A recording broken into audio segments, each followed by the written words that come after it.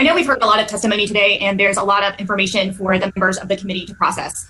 But I do want to be clear about the testimony that we have heard today, which has been unsubstantiated and rejected in courts all across our country, including in Georgia, and including by judges that were appointed by the president.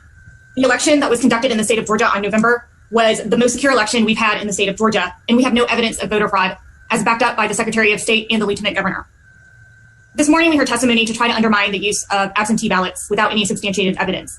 And I'd like to remind the members of the committee that this was a Republican passed initiative, the No Excuse Absentee Ballot. I know Chairman Powell didn't vote for it, but there are sitting members of our Republican legislature, including on this committee, who did vote to pass that. Taking away the right to vote by mail with no excuse is simply a voter suppression tactic.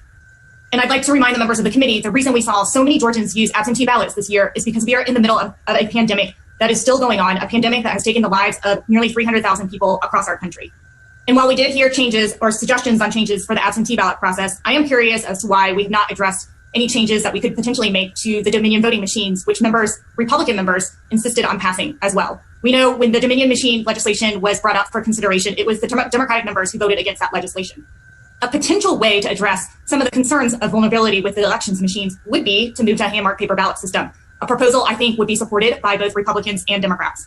And I'd finally just like to close by thanking election workers who have worked through a pandemic, countless hours, 3 different recounts, who have faced threats and who have worked, who are continuing to work because we are still in elections right now. And I'd like to thank them for the hard work that they've done because I know that they are under a tremendous amount of stress. Thank you, Mr. Chair.